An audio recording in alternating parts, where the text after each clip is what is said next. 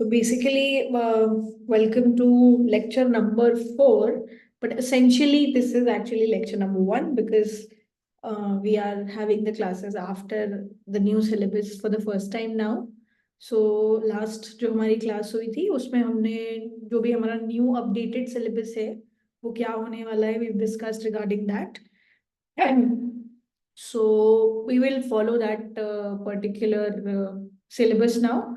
So starting के एक दो lectures हैं. If you want, you can watch it. If you don't want, if you're someone who's joined late and has not seen those lectures, you can skip that also because we are starting afresh. So it's actually like lecture number 4 is your lecture number 1. Okay.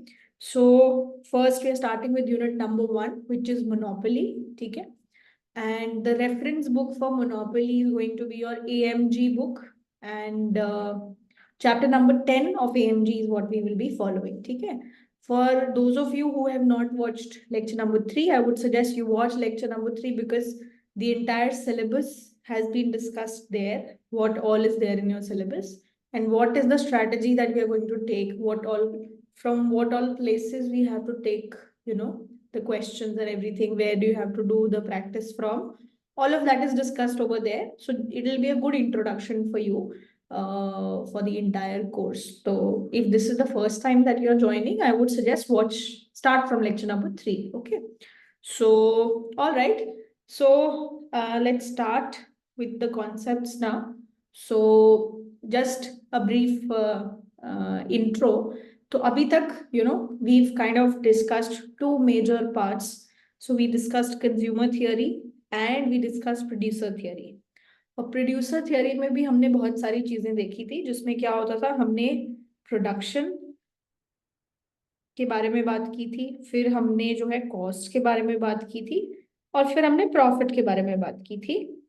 And we discussed how does a firm maximizes its profit in a particular situation, and that situation was perfect competition. अगर perfect competition है market में तो firms जो है किस तरीके से supply करती है, उनके सप्लाई डिसीजंस किस तरीके से होते हैं, वो सब हमने देखा था. ठीक है. सो अलग अलग तरीके के मार्केट स्ट्रक्चर्स होते हैं, मतलब मार्केट किस तरीके का है, what kind of market structures do we have. So हो सकता है मेरी मार्केट में एक ही फर्म हो सकता है मेरे मार्केट में एक से ज्यादा फर्म हो, या हो सकता है मेरी मार्केट में बहुत ही इनफाइनाइट फर्म्स हो. Infinite meaning a very large number of firms. ठीक है. तो if you have large number of firms in your market, then we call it perfect competition. If you only have one firm in your entire market, and that is basically catering to all the demand in the market, that is a situation of monopoly. And then there is an intermediate position जहाँ पे दो firms हैं या तीन firms हैं, चार firms हैं, उसको बोलते हैं oligopoly. ठीक है. When you don't have infinite firms, you don't have one firm, it's the in between situation. ठीक है. तो ये जो अलग अलग चीजें हमने बताई है, ये क्या होती है, डिफरेंट मार्केट स्ट्रक्चर्स. तो हम क्या जानना चाहते हैं कि ये जो पर्टिकुलर मार्केट स्ट्रक्चर है मोनोपोली का, वहां पे चीजें कैसे होती हैं. ठीक है. कि फर्म किस तरीके से डिसीजन मेकिंग कर रही है, या फर्म अपना प्रॉफिट कैसे मैक्सिमाइज कर रही है. All these things we want to understand. ठीक है. तो ये हमारा एजेंडा रहेगा इस पूरे चैप्टर में. मोनोपोली होती क्यों है, मोनोपोलिस्ट जो है, जो एक फर्म है, वो अपना डिसीजन मेकिंग कैसे करती है, वो अपना प्रॉफिट कैसे मैक्सिमाइज करती है, मैथमेटिकली प्रॉफिट कैसे मैक्सिमाइज करके दिखाया जाए. व्हाट इफ एक ही फर्म है जिसके पास अलग अलग प्लांट्स हैं. प्लांट्स मतलब मान लो कोई एक मैन्युफैक्चरर है, वो एक पर्टिकुलर गुड को बनाता है, लेकिन उसके अलग अलग सिटीज में 4-5 प्लांट्स हैं, तो वो किस तरीके से डिसाइड करेगा कि कौन से प्लांट में कितना प्रोडक्शन होना चाहिए. ये सिचुएशन हो गई. उसके अलावा हम लोग एक और सिचुएशन को स्टडी करेंगे जिसमें क्या हो रहा है कि you don't have a single firm but you have a single buyer. ठीक है. फर्म्स हैं, कुछ सेलर्स होते हैं, कुछ बायर्स होते हैं. If you have only one seller, that is called monopoly. ठीक है. If you have only one buyer but multiple sellers, that is called monopsony. ठीक है. तो मोनोप्सनिस्ट जो सिचुएशन है वो किस तरीके की होती है, उसको कैसे एनालाइज किया जाए, ये सारे जो क्वेश्चंस हैं उनका आंसर आपको इस पूरे डिस्कशन में मिलेगा. ठीक है. ये हमारा एजेंडा रहेगा. सो with that being said, let us start with all the basic things now. So yeah, a lot of people have joined us now. Hi Avni, hello Yashvi, hi Suraj, hello Shubdeep, hi Pranav, hello Ashish, hi Aditi. Welcome guys. So it's kind of, you can say, first introductory class after the new syllabus. So you can start from here. And I would still suggest for those of you who joined us late, just watch lecture number 3, wherein we've discussed the syllabus. It'll tell you how to approach this course and where all you have to do the questions practice from. Okay? Because this course is also going to be a lot of numericals and a lot of questions similar to the previous intermediate micro 1 course. ठीक है? तो एक बार आप वहां से start करो, lecture number 3 से you can start. If you want you can watch 1 and 2, but if you want you can skip it also, so it's totally up to you. Okay, chalo. So the first question that we have is, ठीक है, हमें analyse करना है कि monopoly क्यों होती है, क्या होता है, कैसे करना होता है, but what could be the potential reasons of why you know दुनिया में ऐसा चीज या ऐसा कॉन्सेप्ट एग्जिस्ट भी करता है कि मोनोपोली जैसी चीज है, ठीक है, कि मोनोपोली एग्जिस्ट ही क्यों करती है, what could be the potential reasons why monopoly exist. ठीक है, तो basically what is it that we are trying to understand, why do monopolies exist, monopoly होती ही क्यों है. आप अपने यू नो आसपास देखते हो, सिंगल फर्म्स हैं या बहुत बड़ी बड़ी फर्म्स हैं, ऐसा होता क्यों है, क्या है ऐसा इन फर्म्स में, या कोई एक स्ट्रक्चरल डिफरेंस है, या गवर्नमेंट ने ऐसा किया हुआ है, या क्या सिचुएशन होता है कि आपके मार्केट में सिर्फ एक ही फर्म है. Okay, so Anjali is asking, how is monopoly, which is one seller in perfect competition with one seller, different, as you were comparing them in the earlier lecture. You can't, Anjali, you cannot have perfect competition with only one seller. अगर आपका seller एक ही इंसान है तो perfect competition तो हो ही नहीं सकता ना. परफेक्ट कंपटीशन का मतलब ये है कि you have so many firms कि अगर एक भी फर्म एक्स्ट्रा प्राइस चार्ज करेगी तो consumers won't buy from there. Okay, so we basically cannot have the possibility of perfect competition with one seller. When you have perfect competition, you have to have infinite firms or a large number of firms. कि अगर एक firm कुछ भी different करती है तो उससे market price पे कोई इम्पैक्ट नहीं होता है. ठीक है, but you were comparing them, I think, in dead weight loss concept. Yes, we were comparing the perfect competition situation with monopoly. Yes, we were doing that. But that doesn't mean ना कि हमारा perfect competition एक ही seller के साथ है. That was the market demand in the previous case. So हम perfect competition में कितना आउटपुट प्रोड्यूस कर रहे हैं, और मोनोपोली के केस में पूरी मार्केट डिमांड को सिर्फ एक ही फर्म केटर करेगी, इसलिए हम उन दोनों चीजों को कंपेयर कर सकते हैं. Okay,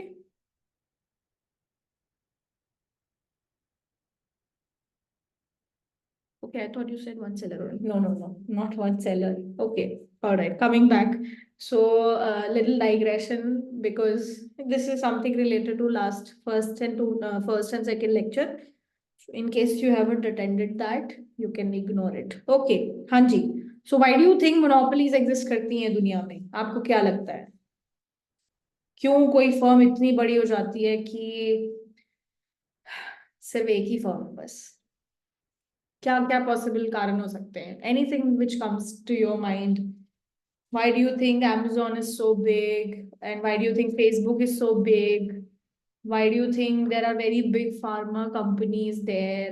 I mean, there is no extreme monopoly. There are few firms, एक दो firms हैं, but फिर भी वो कितनी बड़े स्केल पे ऑपरेट कर रही हैं. तो वैसे सिचुएशन में भी क्यों चीजें हो रही है. या फिर अगर आप बहुत ज्यादा जैसे गवर्नमेंट रिलेटेड कंपनीज देखो जो पावर जनरेशन करती हैं, ठीक है, पावर मतलब बिजली सप्लाई करती हैं या पानी सप्लाई करती हैं, कोई ऐसा तो नहीं है कि वहां पे 10-10 20-20 फर्म्स हैं. बहुत कम ही फर्म्स हैं जो वहां पे ऑपरेट कर रही हैं। रिलायंस हो गया या और भी अलग अलग, जैसे मुंबई में रिलायंस हो गया, मोस्टली बिजली वहीं से आती है। तो ऐसी अलग अलग जगह में बहुत स्पेसिफिक स्पेसिफिक कंपनीज हैं जो ऑपरेट कर रही हैं। तो they are the first in that business. They are the first in that business, okay. कि वो पहले इंसान थे जो बिजनेस में आ गए, ओके। उससे क्या हो गया? कोई कंपेटिटर अवेलेबल नहीं है, ओके। क्यों कोई कंपेटिटर अवेलेबल नहीं है? तो मतलब अगर कंपेटिटर आ गया तो मोनोपोली खत्म हो जाएगी, फिर तो मोनोपोली का कोई पॉइंट ही नहीं है ना। Might be because some firms can provide goods at cheap rates so that they can capture the market since they have technological advantage. Okay, that's cool. Good. First mover advantage. Okay. Due to time, with time the firms spread over different regions. Okay, that's good. That's good. तो basically कुछ कुछ common points जो निकल के आ रहे हैं कि first mover advantage मिल जाती है कि कोई फर्म पहले अगर आ गए किसी मार्केट में, ठीक है, और बाकी फर्म्स या बाकी कंपेटिटर्स आना चाहते हैं तो उनको वक्त लगेगा, या वो उतनी नॉलेज जो है उनको गेन करने में टाइम लगेगा। तो एक जो फर्म है जो ऑलरेडी मान लो 10 साल 20 साल से किसी फील्ड में काम कर रही है, तो उसने इतना एक्सपीरियंस गेन कर लिया है कि उसकी कॉस्ट जो है मे भी कम हो गई हो। जबकि कोई नई फर्म आएगी तो उसको वो सारे स्किल्स सीखने में वक्त लगेगा।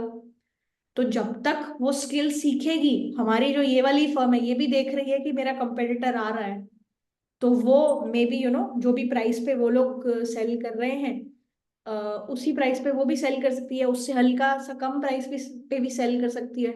और वो उन लोगों को एंट्री करने ही ना दे। अगर लोगों को सस्ता प्रोडक्ट मिलेगा तो लोग क्या करेंगे? जहां से चीपर रेट पे गुड्स मिलेगा वहां से खरीद लेंगे। तो आपने क्या किया? दूसरी जो फर्म है जिसको चीजें समझने में वक्त लगेगा, आपने उनके लिए एंट्री करना ही इम्पॉसिबल कर दिया। क्योंकि आपका इतना एक्सपीरियंस है, तो बिकॉज ऑफ लो कॉस्ट आप हमेशा कम प्राइस पे प्रोडक्ट बेच पा रहे हो, राइट।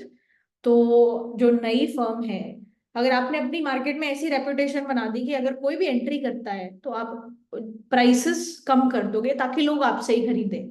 तो जो नई फर्म है जिसने एंट्री करने की कोशिश की, वो कभी अपने प्रोडक्ट सेल ही नहीं कर पाएगी। तो अगर आपकी रेपुटेशन ऐसी है तो लोग आपकी फील्ड में एंट्री करने से डरेंगे, क्योंकि उनको पता है कि जैसे ही अगर वो एंट्री करने के बारे में सोचते हैं आप प्राइसेस कम कर दोगे, there will be a price war that will start. So everybody fears that if they try to enter, you will reduce the prices and they won't be able to, set up themselves in that industry. So because of that fear, because of that threat, people don't enter. That could be one possible reason. ठीक है? और क्या reason हो सकता है? क्या कोई structural reason? तो ये तो चलो ठीक है, कोई स्ट्रक्चरल रीजन नहीं है या कोई लीगल रीजन नहीं है।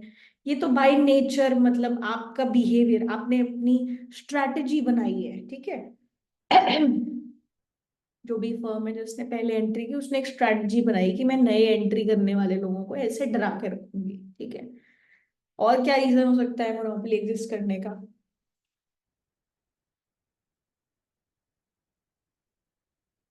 बताओ, क्या रीजन हो सकता है?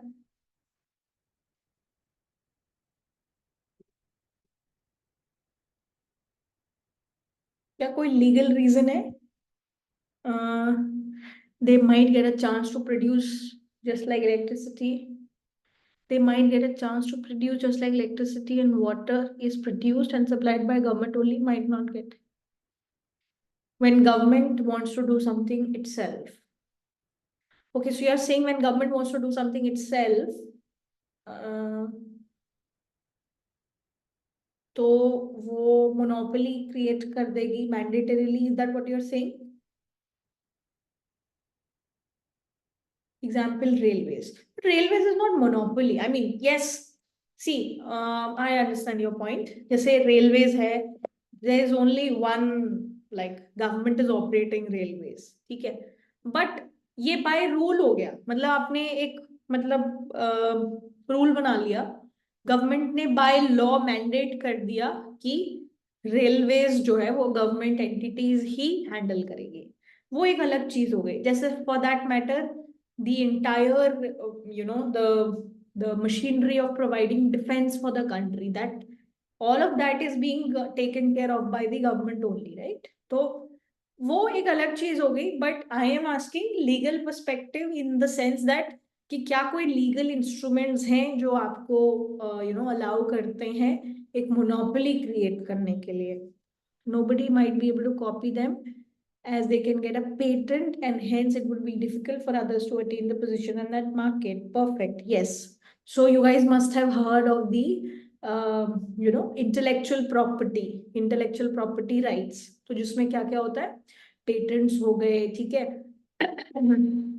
डिजाइन हो गया, ठीक है, और उसके अलावा जो भी आपका आर्ट होता है, जो ये कोर्स हम बना रहे हैं, या किसी ने कोई म्यूजिक बनाया, किसी ने कोई फिल्म बनाई, उसके लिए कॉपीराइट होता है. तो ये सारी चीजें जो है, सब फर्म के पर्सपेक्टिव से, प्रोडक्ट के पर्सपेक्टिव से हम लोग अगर बात करें तो पेटेंट्स ग्रांट होते हैं. ठीक है, फर्म्स क्या करती हैं, अगर कोई फर्म बहुत ज्यादा मेहनत करके रिसर्च में अपना पैसा लगाएगी, रिसर्च एंड डेवलपमेंट करेगी, तो it is incurring some cost to do that. तो उन्होंने रिसर्च करके एक प्रोडक्ट बनाया, और अगर उस फर्म को डर है कि मेरा प्रोडक्ट कोई कॉपी कर लेगा, ठीक है, जैसे ही मैं मार्केट में लेके आई उस प्रोडक्ट को, लोगों ने मेरा प्रोडक्ट देखा, मे बी रिवर्स इंजीनियरिंग कर लिया. ठीक है, रिवर्स इंजीनियरिंग करना मतलब आपने प्रोडक्ट को देखा, उनका प्रोडक्ट खरीद लिया, फिर उसको खोल खोल के देखा कि अच्छा कैसे बनाया कैसे बनाया, और थोड़ा बहुत आपने अपनी बुद्धि लगाई, आप भी एक फर्म हो,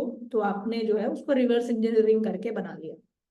तो अब अगर आपको डर है कि आपके प्रोडक्ट्स कॉपी हो सकते हैं, तो आप टू बिगिन विद उतना पैसा रिसर्च और डेवलपमेंट में लगाओगे ही नहीं, इनोवेट करने के बारे में सोचोगे ही नहीं.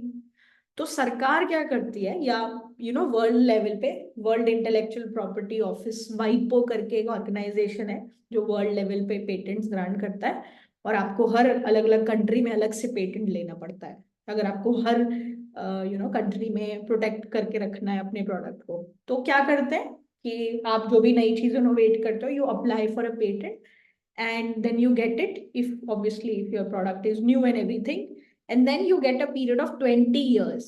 तो 20 साल तक आपको सिंगल हैंडेडली एक राइट दे दिया जाता है कि आप ही सिर्फ उस प्रोडक्ट को सेल कर सकते हो, और अगर आपको ऐसा लगता है कि कोई और आपके प्रोडक्ट को कॉपी कर रहा है, तो you can sue them, basically you can take them to court कि भाई इस पे तो हमारा पेटेंट है, आप कैसे सेल कर रहे हो. ठीक है, तो अगर किसी ने शार्क टैंक वगैरह देखा होगा, पुराने सीजन्स अगर आपने देखे होंगे, तो काफी सारे प्रोडक्ट्स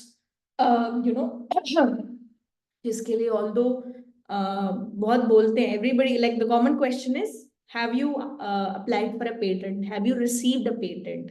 ये बहुत कॉमन क्वेश्चन होता है. ये इसीलिए होता है कि क्या लोग, अब अगर आप शार्क टैंक पे आए हो, वो प्रोडक्ट डिस्प्ले कर रहे हो, आप बहुत सारी चीजें बताओगे, तो हो सकता है ना लोग कॉपी कर ले. और अगर आपका प्रोडक्ट बहुत ही सिंपल सा है, मतलब कुछ चीजें तो कॉम्प्लिकेटेड होंगी, कुछ में बहुत टेक्नोलॉजी लगी होगी, बट कुछ चीजें हैं जो सिर्फ देख के समझ में आ जाता है कि ओके इसमें ये ऐसे ऐसे होगा, तो वो चीज बहुत इजीली कॉपी हो सकती है. तो बहुत इजीली ऐसे कॉपीज भी बनती है. तो ये सब चीजों को प्रोटेक्ट करने के लिए पेटेंट का कॉन्सेप्ट है. तो ये एक लीगल बैरियर हो गया कि अगर किसी कंपनी के पास पेटेंट है, तो कोई और फर्म उस इंडस्ट्री में आ नहीं पाएगी. ठीक है, तो ये हमारे पास एक लीगल बेसिकली बैरियर है. तो पेटेंट्स का यूज करके आप प्रोटेक्ट कर सकते हो. Basically by law, you can't, other firm cannot enter that industry for a limited period of time. ठीक है, उसके अलावा और क्या क्या पॉसिबल चीजें हो सकती हैं. आशीष is saying, but ma'am, railway will not come under monopoly na, as government is obviously not doing this for maximizing their profit. Exactly, the reason is very different कि इस सेक्टर को हम प्राइवेटाइज कर ही नहीं सकते हैं, because the common man of India or the common people of India are basically traveling through that. So in order to, not let the basically connectivity get expensive, it's entirely under the control of the government. Like other things also, कुछ चीजें हैं, जैसे सारे banks private नहीं है, कुछ banks सरकारी bank भी हैं. There are few government banks along with some private players. If you want very nice service, you can go to banks, whatever bank you like. But अगर कोई इंसान उस तरीके की सर्विस ऑब्वियसली सर्विस आपको देखो हर जगह मिलनी चाहिए आइडियली, बट अगर आप बहुत ज्यादा सर्विस डिमांड करते हो तो फिर आपको अलग अलग बैंक्स में मिनिमम बैलेंस मेंटेन करके रखना पड़ता है। कई बैंक्स में 10,000 है, कई में 5,000 है, कई में मतलब अलग अलग, और इंटरनेशनल बैंक्स लोगे तो वहां पे कई बार 50,000 मिनिमम बैलेंस आपको अपने सेविंग्स अकाउंट में रखना पड़ेगा। बट एक कॉमन इंसान के लिए ये सब चीजें आप नहीं करोगे, तो उसके लिए गवर्नमेंट इन्वॉल्व रहती है कई सारे सेक्टर्स में, इंश्योरेंस में हो गया, कुछ कुछ चीजों में, बैंकिंग में हो गया, ठीक है। ताकि प्राइवेट कंपनी अपनी मनमानी ना कर सके, ठीक है। तो इस तरीके के सेक्टर जहाँ पे वेलफेयर, हेल्थ, थोड़ा सा एजुकेशन, ये सारी चीजें हो, वहाँ गवर्नमेंट अपना पैर जमा के रखती है ताकि कॉमन इंसान को प्रॉब्लम ना हो, ठीक है। We usually have the concept of having some public companies and some private players operating in that sector, ठीक है।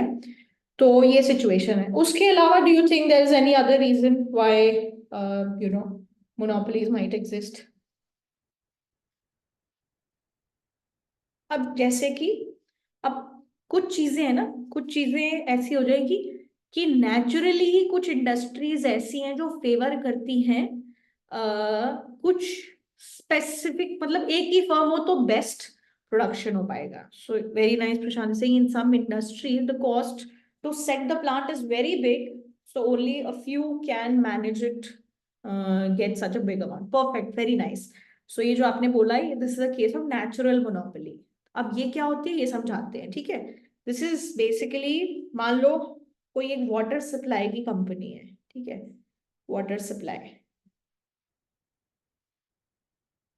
तो मतलब water supply, some products take several years to manufacture, that like Airbus and being Boeing manufacture aircraft. Okay, okay. Yeah, so basically a lot of time and a lot of money that you have to invest in the beginning, right? That's good. Okay.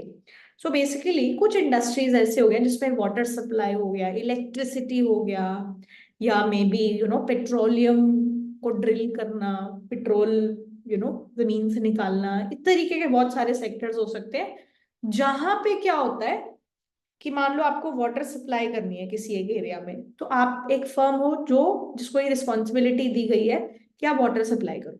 तो अब ये supply करने के लिए आपको बहुत ज्यादा infrastructure की जरूरत है, ठीक है।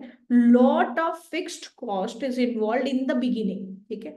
शुरुआत में आपको बहुत ज्यादा फिक्स्ड कॉस्ट लगानी पड़ेगी उस पूरी कंपनी को जस्ट किक स्टार्ट करने के लिए। मतलब आपने अपना काम शुरू भी नहीं किया है, वो शुरू करने के डे जीरो पे ही मान लो आपको 100 करोड़ की इन्वेस्टमेंट लगानी पड़ गई अपना प्लांट सेटअप। मतलब पहली बार किसी घर में पानी गया उसके पहले ही 100 करोड़ रुपए खर्च करने पड़ गए मान लो, ठीक है। तो इसका मतलब यही हुआ कि फिक्स्ड कॉस्ट बहुत ज्यादा हो गई। और एक बार वो प्लांट आपका सेटअप हो गया उसके बाद एडिशनली जितने जितने घर बढ़ रहे हैं जहां जहां पे आप सप्लाई करो, एडिशनल जो कॉस्ट है of increasing the supply that is very low, ठीक है। तो इस तरीके की एक सिचुएशन जहां पे फिक्स्ड कॉस्ट बहुत ज्यादा होती है लेकिन additional cost of providing the good is very less, इस तरीके की सिचुएशंस में it is usually beneficial if you just have one firm which is operating in this market, ठीक है। तो इस तरीके की जो कंपनीज हैं या इस तरीके की जो सिचुएशन है उसको बोलते हैं कि it is more advantageous for us, there is a cost advantage if only one firm is operating. जैसे कि फॉर एग्जाम्पल मान लो कि मेरी टोटल कॉस्ट है जो भी मैं प्रोडक्शन कर रही हूँ 1,000 प्लस मान लो 2 टाइम्स Q। तो मतलब अगर मैं कोई प्रोडक्शन नहीं कर रही हूँ, zero production I am doing, then 1,000 rupees लगता है। और for every extra quantity that I am producing there is 2 extra rupees that is basically being used, ठीक है। तो अगर आप एवरेज कॉस्ट देखो, इसकी एवरेज कॉस्ट कैसे निकालते हैं? How do you find average cost? I can just divide it by quantity, right. तो एवरेज कॉस्ट क्या हो गई? 1,000 डिवाइडेड बाय Q प्लस 2। अब आप एक बात बताओ, जैसे जैसे आपकी क्वांटिटी बढ़ती जाएगी, जैसे जैसे आपकी क्वांटिटी बढ़ रही है, तो आपकी एवरेज कॉस्ट फॉल हो रही है कि राइज हो रही है? और इज इट द सेम?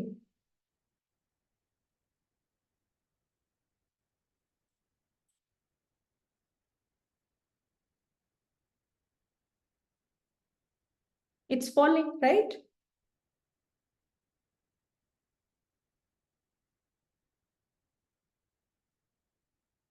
तो बेसिकली दिस इज फॉलिंग। तो अगर मान लो आप इसको डायग्रामेटिकली भी देखोगे तो क्या हो रहा है?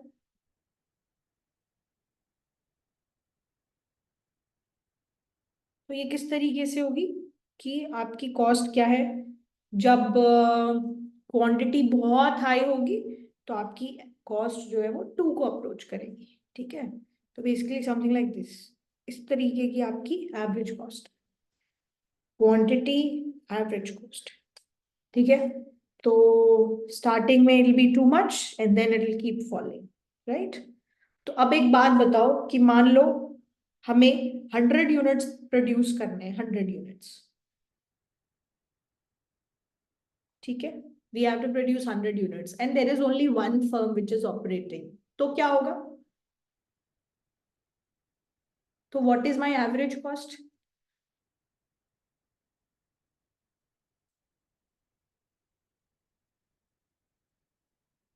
एवरेज कॉस्ट पर यूनिट कितना होगा?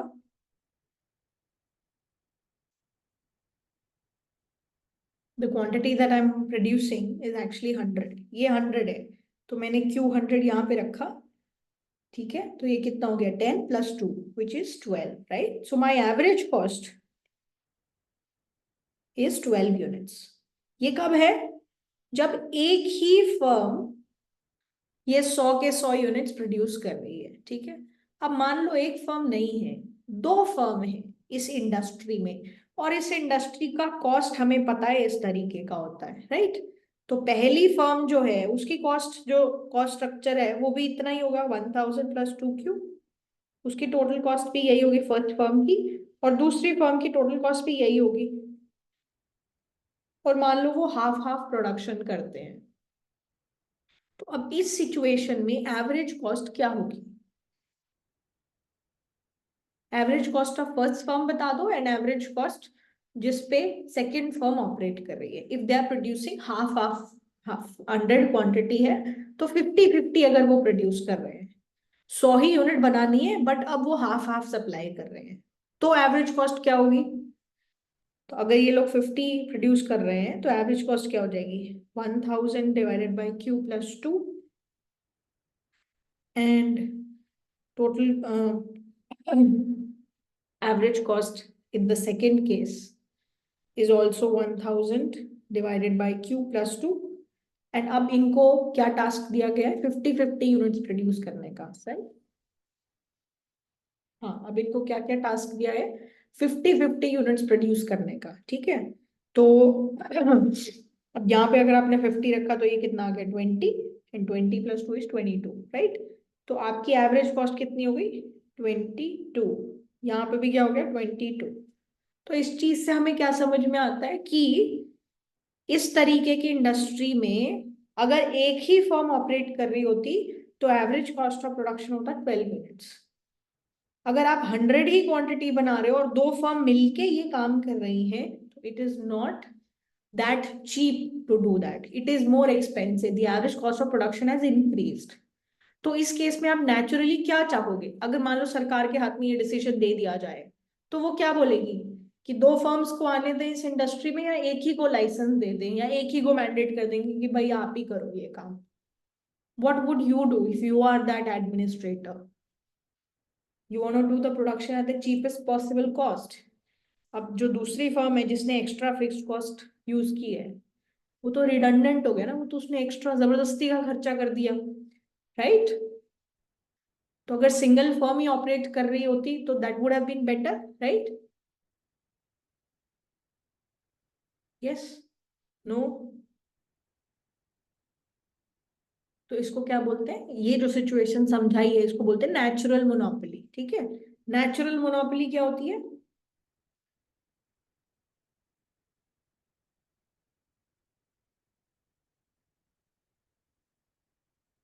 Natural monopoly because it is natural, मतलब it's very natural for us to say that ये इंडस्ट्री ऐसी है जिसमें एक ही फर्म काम करे, राइट? इट्स वेरी नेचुरल, ठीक है? मतलब इट्स नॉट फोर्स, नेचुरली हम खुद बोल रहे हैं यार एक ही फर्म जो है ऑपरेट करे तो अच्छा है, ठीक है, बिकॉज इट इज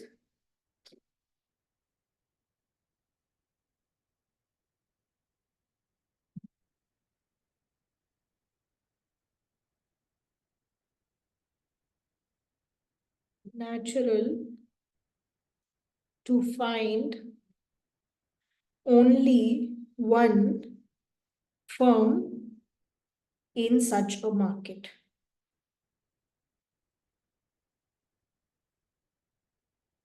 ठीक है, तो इस तरीके की सिचुएशन जो होती है उसको बोलते हैं नेचुरल मोनोपोली। और नेचुरल मोनोपोली जिस भी चीज में होती है वहां पे इट्स एक्सपेक्टेड दैट स्ट्रक्चर ही ऐसा है इस इंडस्ट्री का कि मोनोपोली ही बेस्ट पॉसिबल केस है चीजों को ऑपरेट करने का। ठीक है, तो basically what potential reasons that we have why monopoly exist, उसको मेन ब्रॉड कैटेगरीज जो है जिसमें, या ओके, यस, तो मेन तीन चार कारण हो सकते हैं हमारे पास व्हाई दिस माइट एग्जिस्ट। ठीक है, तो दैट इज बेसिकली कोई स्ट्रक्चरल कारण हो सकता है, कोई स्ट्रक्चरल रीजन हो सकता है, जैसे कि नेचुरल मोनोपोली वाली सिचुएशन। ठीक है, दूसरा अब इसमें सिर्फ जरूरी नहीं है कि आपका कॉस्ट एडवांटेज हो, कई बार डिमांड एडवांटेज भी है। मान लो आपने अपना एम्पायर ऐसा खड़ा कर लिया है कि आपका बहुत लॉयल कस्टमर बेस बन गया है।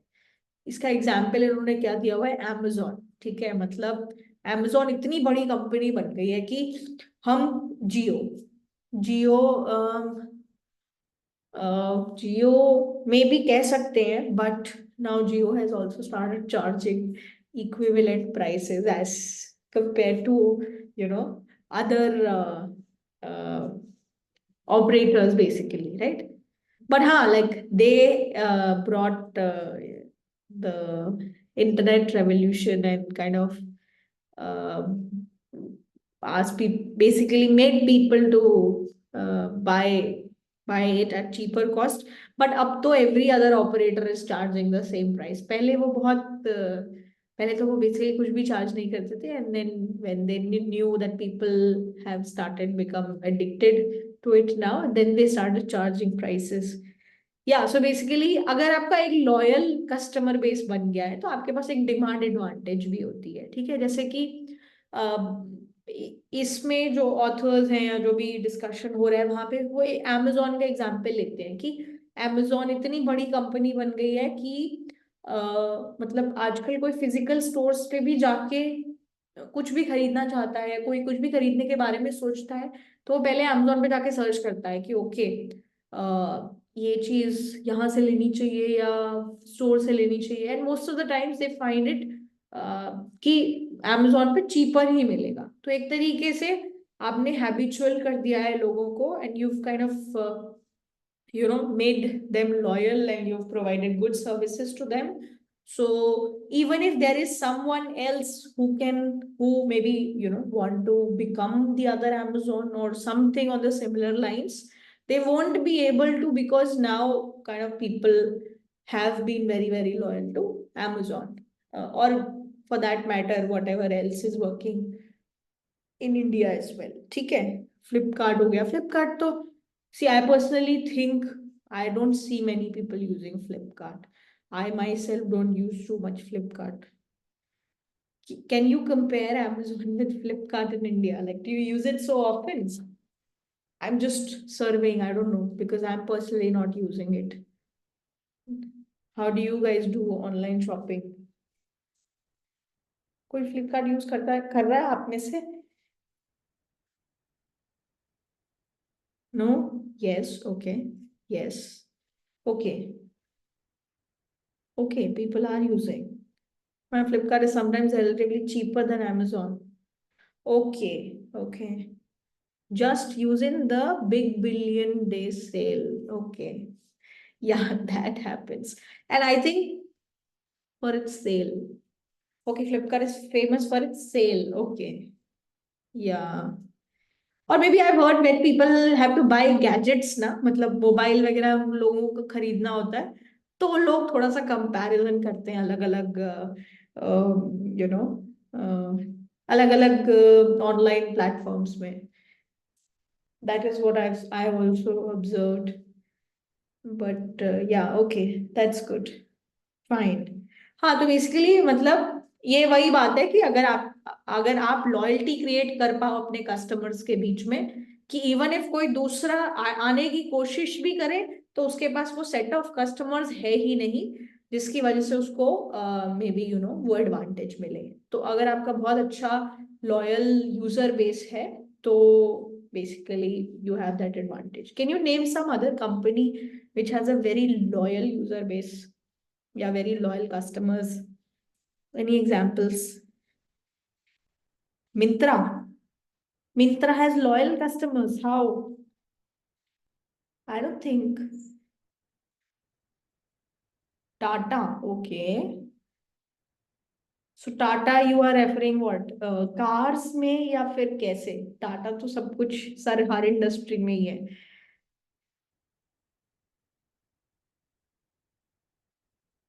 Netflix. Okay.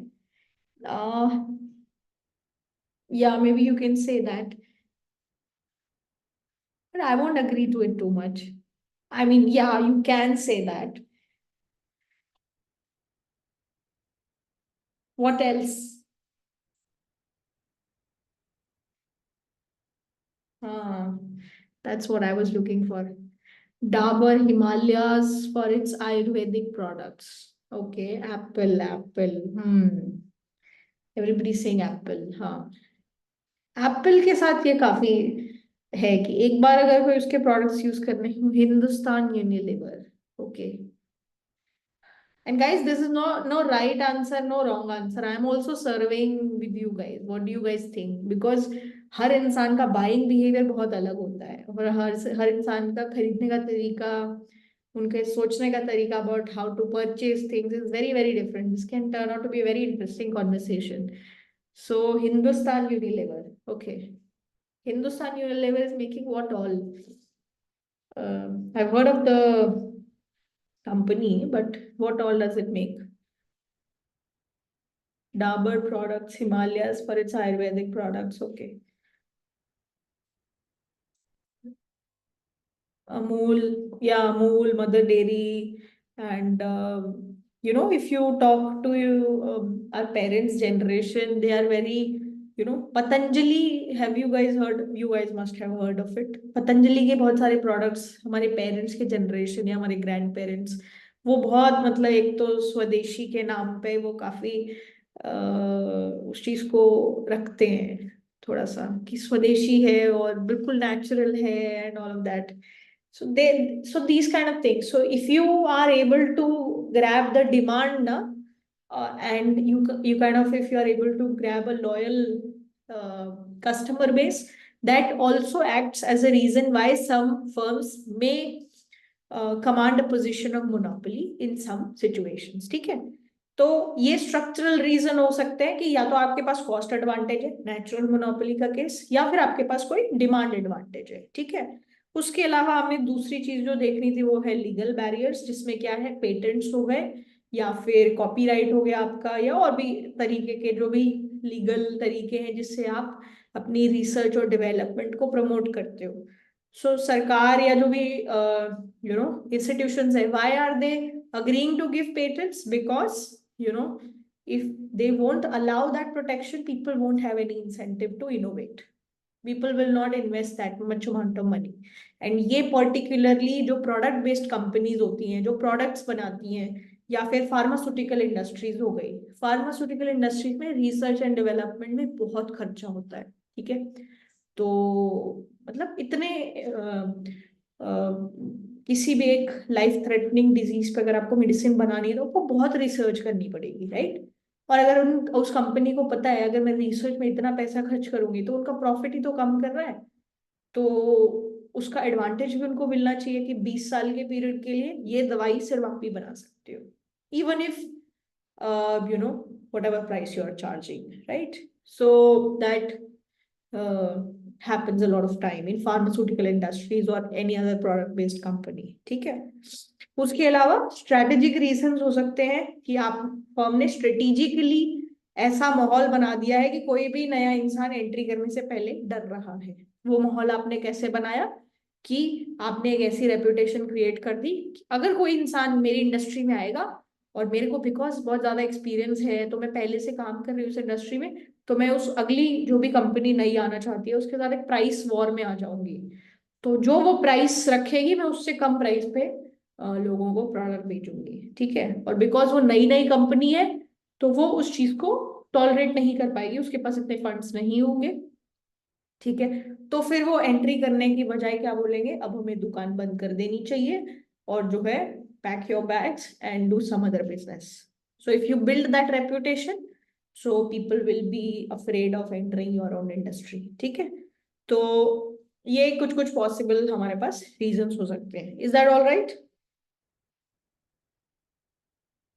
Everybody wants, all the companies wants to have loyal customer base, good cost advantage.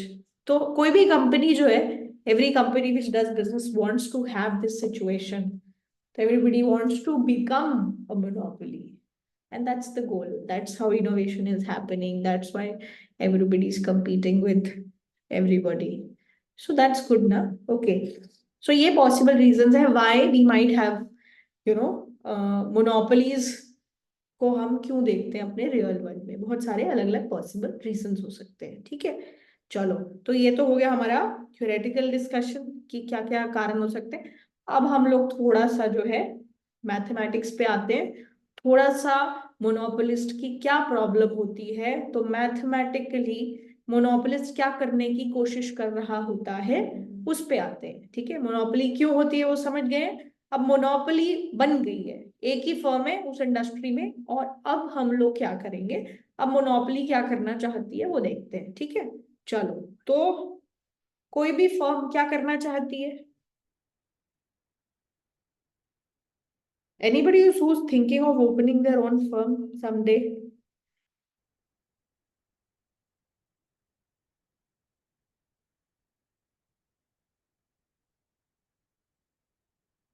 That's good. I wish you all the best, Suraj. That's good. Okay. All right. तो कोई भी firm जो है क्या करना चाहती है? Firm का गोल क्या होता है हमेशा? Profit maximization. आप बोलोगे कि सारी कंपनियां ऐसा थोड़ी करती हैं, कई लोग तो गुड लोगों का भला करने के लिए भी काम करते हैं। हाँ, तो फिर आप फर्म नहीं हो, फिर आप या तो एक एनजीओ हो, या फिर आप एक नॉन प्रॉफिट ऑर्गेनाइजेशन हो, या फिर आप एक चैरिटी हो, या फिर आप एक ट्रस्ट हो। तो वो एक अलग कैटेगरी हो गई है। अगर फर्म बोल रहे हैं तो इंसान को बिजनेस करना है, इंसान को धंधा करना है, ठीक है। तो क्या करना है, फर्म का ऑब्जेक्टिव है प्रॉफिट मैक्सिमाइजेशन, ठीक है। अच्छा जी। तो मोनोपोली भी हमारी फर्म है, मोनोपोली तो इतनी कमांड करना चाहती है कि सारा ही प्रॉफिट मैक्सिमाइज कर ले, ठीक है। तो क्या होगा, क्या करना चाहती है मोनोपोली, वो देखते हैं, ठीक है। अच्छा जी। तो एक सिंगल फर्म है मोनोपोली, सिंगल फर्म।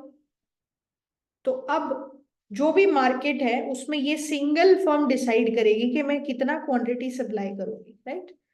और मेरे पास एक मार्केट डिमांड होती है, ठीक है। मार्केट डिमांड मेरे को क्या बताती है कि भाई अलग अलग क्वांटिटीज पे क्या क्या प्राइसेस होंगे, ठीक है। तो और यूजुअली हमारा कहना क्या होता है कि जैसे जैसे प्राइसेस बढ़ते हैं मार्केट में जो डिमांड होती है लोगों की वो कम होती रहती है, right. So we have a downward sloping market demand curve.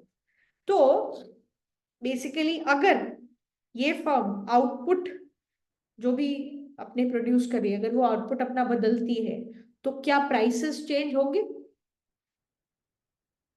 पहले मान लो वो 10 क्वांटिटी सप्लाई कर रही थी 5 रुपीज में, ठीक है। अब वो 12 क्वांटिटी सप्लाई करना चाहती है, तो उसको प्राइस कम करना पड़ेगा, क्योंकि वो जो लोग हैं, जो 12 लोग आएंगे, वो कब आएंगे, जब आपके प्राइस कम हो जाएंगे, right. This is basically the main difference between a perfect competition situation या monopoly situation. Perfect competition situation में आप क्या मान के चलते हो कि मेरा जो प्राइस है वो फिक्स है, तो मैंने अपनी दुकान खोल रखी है और मेरे साइड में हजारों दुकानें हैं और सब पे लिखा है प्राइस क्या है, 5। अगर किसी एक फर्म ने 6 रुपए चार्ज करने की कोशिश करी तो बायर्स आएंगे और बोलेंगे हमें नहीं खरीदना तुमसे, हम दूसरी दुकान पे जा रहे हैं, ठीक है। तो आप चाह के भी प्राइस जो है चेंज नहीं कर सकते, चाहे आप ज्यादा सप्लाई करो या कम सप्लाई करो। तो basically your price is considered fixed, constant. But अगर आप एक अकेली फर्म हो तो आप डिसाइड कर सकते हो भाई मैं तो सिर्फ 10 यूनिट सेल करूंगी और ये मेरा प्राइस है, खरीदना तो खरीदो वरना तुम कुछ कर नहीं सकते, basically you have to do that, ठीक है। और ये बेसिकली मेन मतलब है। तो अगर आप अपनी क्वांटिटी चेंज करते हो as a monopoly, so prices will change, right, you will have to change the prices, market में प्राइसेस बदल जाएंगे, ठीक है। So if there are changes in output, it results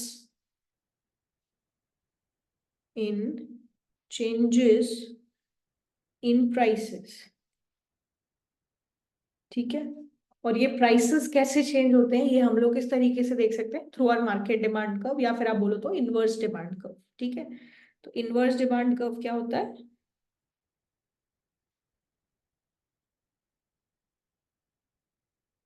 inverse demand curve is basically price as a function of quantity, और आपका demand curve क्या होता है? Quantity as a function of price, ठीक है। तो बेसिकली मान लो मेरा price, inverse demand function, demand curve जो है उसका इक्वेशन मान लो किसी ने ऐसे दिया हुआ है, price as a function of quantity is A minus B cube, मान लो फॉर एग्जांपल। तो इसका मतलब क्या है कि जैसे जैसे मेरी क्वांटिटी चेंज हो रही है मेरा प्राइस इस फंक्शन के हिसाब से चेंज होगा, ठीक है।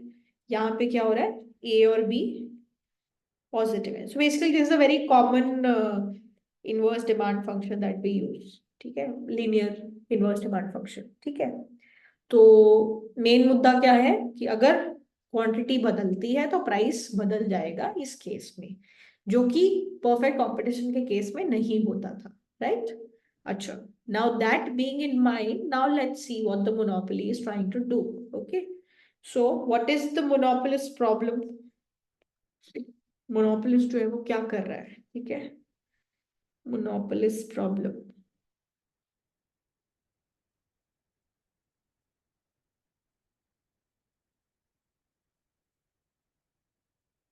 हाँ जी, ठीक है। तो मोनोपोलिस्ट जो है व्हाट इज ही और शी डूइंग, तो प्रॉफिट मैक्सिमाइज करना है उसको, ठीक है। अब प्रॉफिट क्या होता है? Total revenue minus total cost. तो आपकी जो कॉस्ट है वो भी क्वांटिटी पर डिपेंड करती है और आपका टोटल रेवेन्यू जो है वो भी क्वांटिटी पर डिपेंड करता है। वो कैसे डिपेंड करता है वो अभी लिख देंगे। तो मेरा जो प्रॉफिट है वो भी क्वांटिटी का ही फंक्शन है, और मुझे क्या करना है, मुझे वो क्वांटिटी डिसाइड करनी है जहां पे मेरा प्रॉफिट मैक्सिमाइज हो जाए, right. So I have to maximize this, right, by choosing what? Q, right. So I have to maximize by choosing Q, so I have to maximize profit. Total revenue क्या होता है? What is total revenue? Revenue क्या होता है? Price times quantity, right. Price times quantity. क्या मेरा price constant है या ये भी क्वांटिटी का फंक्शन है? इन केस ऑफ मोनोपोली ये भी क्वांटिटी पे डिपेंड कर रहा है, right. So this price is also a function of quantity. तो this is my total revenue, and मान लो जो भी मेरी total cost है that is something like this, right. तो मेरा जो profit है वो क्या हो गया? This, right.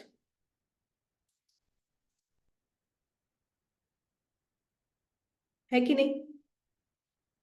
ये चीज क्लियर हो गई है ना? ठीक है। अच्छा, तो अब आप एक बात ये बताओ कि ठीक है, अगर हमें ये चीज मैक्सिमाइज करनी है, जब हमें ये फंक्शन दे दिया और ये हमें बताया हुआ है कि ये क्यू का फंक्शन है और हमें इसको मैक्सिमाइज करना है, तो हम क्या करते हैं? First order, so the firm first decides quantity, right?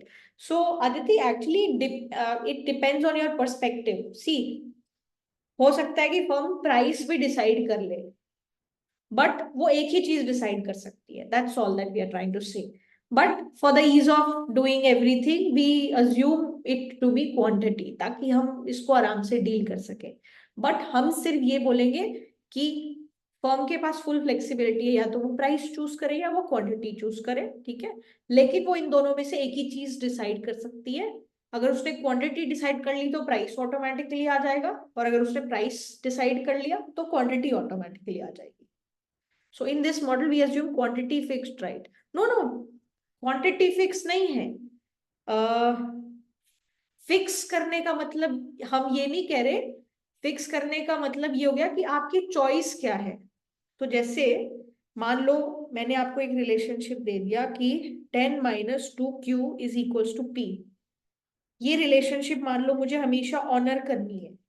तो अगर कोई बोले कि भाई q की वैल्यू 2 है, तो p की वैल्यू ऑटोमेटिकली आ जाती है ना, है ना। या फिर तो बेसिकली हम क्या बोल रहे हैं, वी आर चूजिंग क्यू। तो चूज कर रहे हो एक चीज, दूसरी चीज ऑटोमेटिकली डिटरमाइन हो जाती है, ठीक है। या so that's basically what is happening. तो फर्म चाहे तो प्राइस चूज कर ले, तो फिर क्वांटिटी ऑटोमेटिकली आ जाएगी, या फर्म चाहे तो क्वांटिटी चूज कर ले, प्राइस ऑटोमेटिकली आ जाएगा। बट ये पूरे एनालिसिस में हम ये मानते हैं कि हम क्वांटिटी चूज कर रहे हैं, फिर मार्केट में प्राइस ऑटोमेटिकली आ जाता है, ठीक है। ये हो रहा है। अच्छा, ओके जी। तो ओके, अब आते हैं प्रॉफिट मैक्सिमाइजेशन पे। तो प्रॉफिट मैक्सिमाइज कर रहे हैं हम लोग। प्रॉफिट मैक्सिमाइजेशन करने के लिए हमें क्या करना पड़ेगा, फर्स्ट ऑर्डर कंडीशन निकालनी पड़ेगी, राइट। तो फर्स्ट ऑर्डर कंडीशन में क्या होगा, you will differentiate it with respect to what, Q, Q के रिस्पेक्ट में डिफरेंशिएट करोगे, first order derivative with respect to Q, perfect, है ना। तो आप इसको डेरिवेट करोगे with respect to Q, right. तो इस चीज को मैं ऐसे लिख सकती हूँ,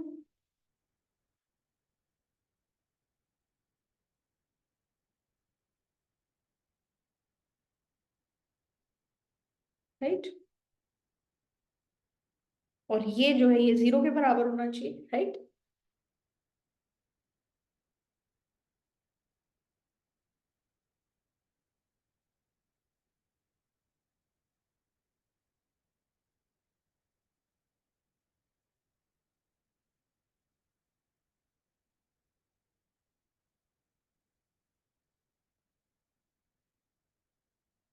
दिस इज फाइन। कि मैंने यहाँ पे कुछ नहीं किया, मैंने ये पार्शियल डेरिवेटिव यहाँ पे कर दिया पहले। तो अगर मुझे इसको डेरिवेट करना है विद रिस्पेक्ट टू क्यू, तो मतलब इसको डेरिवेट करना है माइनस इसको डेरिवेट करना है, ठीक है। यहाँ तक क्लियर है, फाइन सो फार, यस और नो। या ओके। सो टोटल रेवेन्यू का डेरिवेटिव जो होता है उसको हम लोग क्या बोलते हैं, इसको क्या बोलते हैं, marginal revenue. Very nice.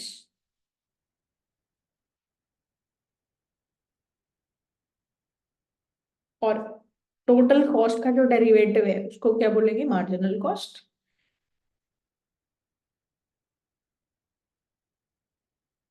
Right. तो हम एक्चुअली क्या बोल रहे हैं कि marginal revenue minus marginal cost is 0, मतलब basically what am I trying to say, कि भाई marginal revenue should be equal to the marginal cost.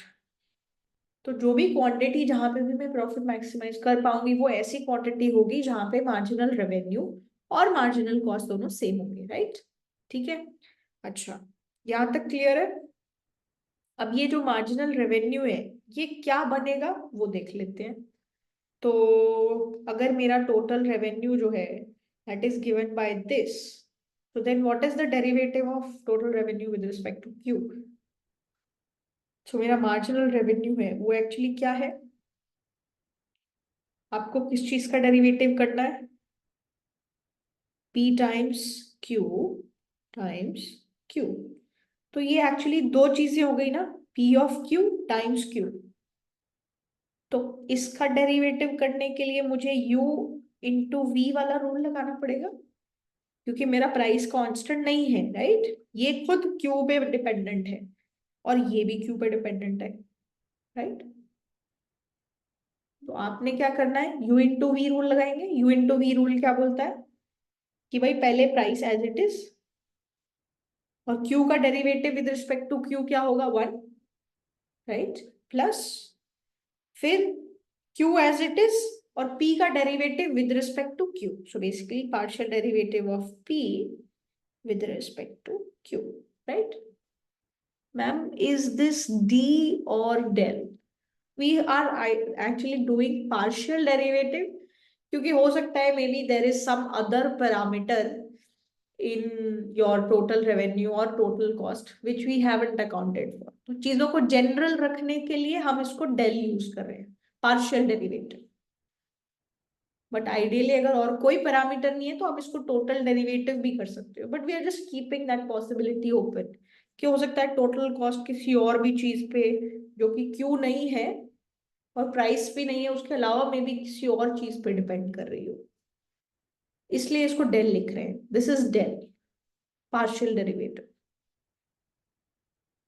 Okay. Just keeping the possibility open कि there could be some other parameter जिस पे वो depend कर रहा है, तो वो कांस्टेंट मान के चलो और फिर बाकी सारी चीजों को डेरिवेट करो, ठीक है। तो ये हो गया मेरा मार्जिनल रेवेन्यू। ये चीज कैसे हुई ये समझ आ गया, राइट। तो ये मेरा मार्जिनल रेवेन्यू है और मेरी मार्जिनल कॉस्ट। तो मेरी मार्जिनल कॉस्ट क्या है, ये। तो हमारा प्रॉफिट मैक्सिमाइजेशन कहाँ पे होता है, जहां पे ये जो मार्जिनल रेवेन्यू है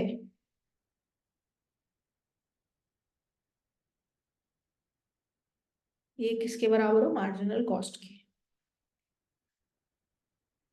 ठीक है। तो marginal revenue is equals to marginal cost, ठीक है। ये हमारा कंडीशन है प्रॉफिट मैक्सिमाइज करने का, ठीक है। So before we get into, this entire discussion, so ma'am, what is the interpretation of this equation for MR? Yes, I'm coming to that. That's exactly what I'm going to do now. So अब इसका मतलब क्या ये देखते हैं, ठीक है। तो ये जो एक्सप्रेशन है ये मेरे पास मार्जिनल रेवेन्यू का एक्सप्रेशन है, ठीक है, कि मार्जिनल रेवेन्यू ये होता है, ठीक है, ओके। मार्जिनल रेवेन्यू का मतलब क्या होता है कि अगर मैंने एक क्वांटिटी एक्स्ट्रा बनाई तो मेरे पास कितना एडिशनल रेवेन्यू आएगा, राइट। तो क्या मतलब है, मेन मकसद क्या है कि अगर मैंने एक एक्स्ट्रा क्वांटिटी सेल करने की कोशिश की तो मेरे पास एक्स्ट्रा रेवेन्यू कितना आएगा, ये चीज समझ आ गई, ठीक है। तो मान लो पहले अगर आप 10 क्वांटिटी बना रहे थे, ठीक है, already you are making 10 quantities, ठीक है। नाउ यू डिसाइड कि अब हम 11 क्वांटिटीज बनाएंगे, ठीक है। तो आप यहां वाली सिचुएशन से यहां वाली सिचुएशन पे जो आपका एडिशनल आपने रेवेन्यू अर्न किया वो क्या होगा। तो मान लो आप 5 रुपए पे 10 क्वांटिटी सेल कर रहे थे, तो अब अगर आपने 11th क्वांटिटी मतलब 1 एक्स्ट्रा क्वांटिटी सेल करी और अगर प्राइस में कोई बदलाव नहीं हुआ तो आपको एडिशनल और कितने रुपए मिल गए, 5 रुपीज, राइट। अगर प्राइस चेंज नहीं हुआ तो, है कि नहीं, ये चीज समझ आई,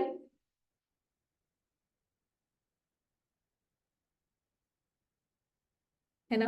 तो 5 रुपीज एक्स्ट्रा मिल गए, okay. So basically what we are saying is we were selling 10 units at 5 rupees, okay, so we were earning 50 rupees, okay. Now we decide to sell one extra unit, so basically now we are trying to sell 11 units। तो हमें जो चीज find out करनी है वो ये है कि हमने एक्स्ट्रा रेवेन्यू कितना कमाया, ठीक है। तो 50 तो पहले कमा ही रहे थे, तो एडिशनली क्या क्या हो रहा है हमारे साथ वो देखना है हमें। तो हमने एक एक्स्ट्रा यूनिट जो सेल करी, उसका जो प्राइस होगा वो मेरा रेवेन्यू में ऐड होगा ना। तो मेरा प्राइस मान लो 5 ही रहा, तो मेरा जो एक्स्ट्रा क्वांटिटी मैंने सेल किया वो मेरे को 5 रुपए एक्स्ट्रा दे के जाएगा, है ना। लेकिन अब इसमें एक कैच है कि अब अगर मुझे 11 यूनिट सेल करनी है तो वह मैं 5 रुपए पे सेल कर ही नहीं पाऊंगी। मुझे मेरे प्रोडक्ट्स का प्राइस कम करना पड़ेगा, तभी वो एक्स्ट्रा डिमांड क्रिएट हो पाएगी, राइट। क्योंकि 5 रुपए पे तो सिर्फ 10 ही क्वांटिटी सेल हो पा रही थी। अगर मुझे एक्स्ट्रा क्वांटिटी सेल करनी है तो मेरा प्राइस कम करना पड़ेगा, क्योंकि if you increase your quantity your price has to go down, right. ये चीज समझ आई। In a monopoly, yes, yes, right.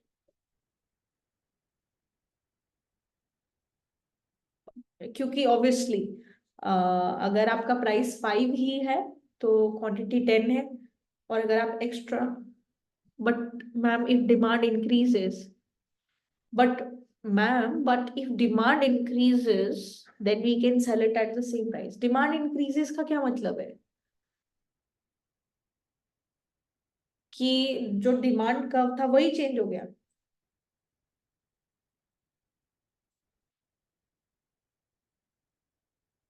नहीं, वो फिर आप एक्सट्रीम अलग ही केस पे जा रहे हो ना, हम नॉर्मल सिचुएशन के बारे में बात कर रहे हैं। मतलब रास्ते में डिमांड बदल गई, वो तो फिर अलग ही केस हो गया, उसको फिर अलग तरीके से ट्रीट करेंगे। So, but ma'am, if it's a monopoly, we can just easily not supply the extra unit rather than reducing price. How can you supply extra quantity at the same price?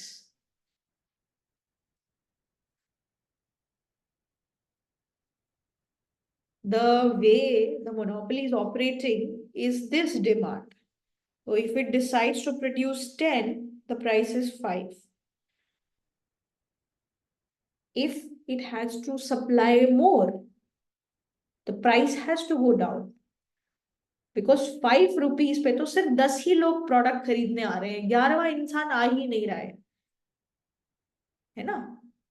तो अगर extra quantity चाहिए जो cell करना चाहते हो, उसके लिए फिर प्राइस को नीचे आना पड़ेगा, ठीक है। तो ये चीज समझ आई, ठीक है, आगे बढ़े। तो हाँ, तो हम कहाँ थे कि अगर ये एक्स्ट्रा क्वांटिटी सेल करी तो 5 रुपए एक्स्ट्रा घर में आ जाते हैं। बट अब आपको पता है कि ये तो आपने बोल दिया चलो 5 रुपए घर में आ गए, बट ये 5 रुपए घर में मान लिया कि आ गए, लेकिन ma'am we are assuming that only 10 people are coming. This is just an example that I am taking.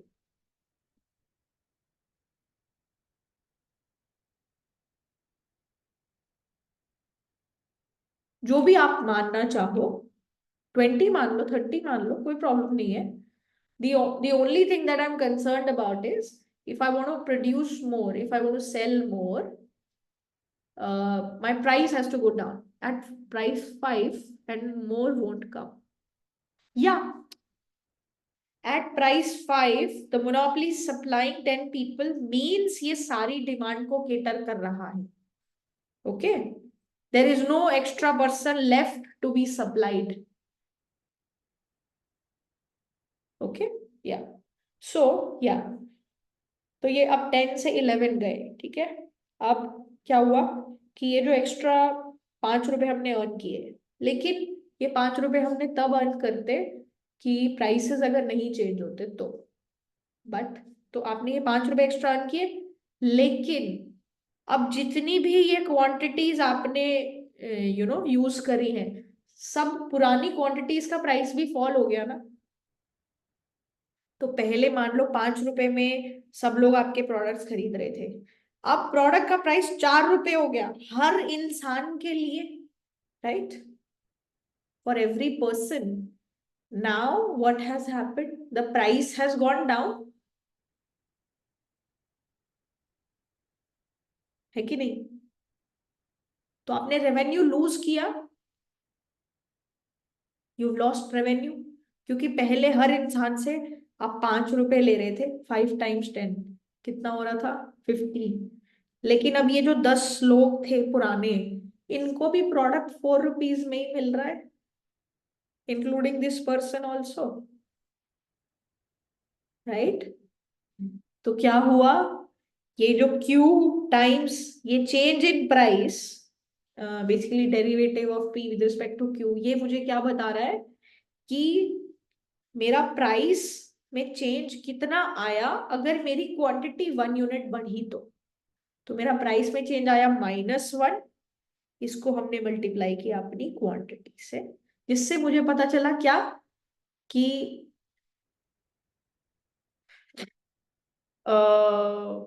okay, so the question is didn't get it ma'am, why will the first 10 get it at 4 now? Market में price तो एक ही रहेगा ना?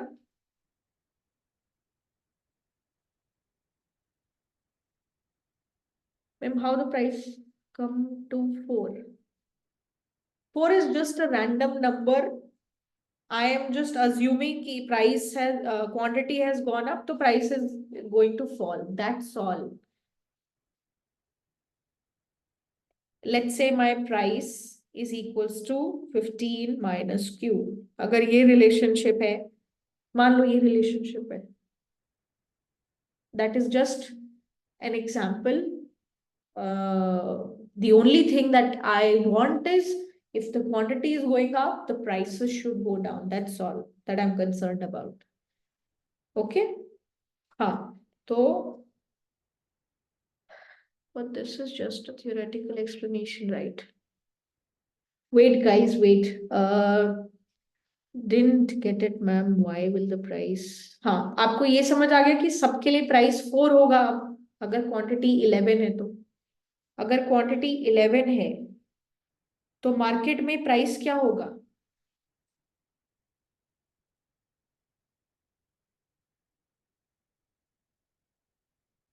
4, right? This is just a theoretical explanation, right? But because in real life, won't the first 10 goods already be sold?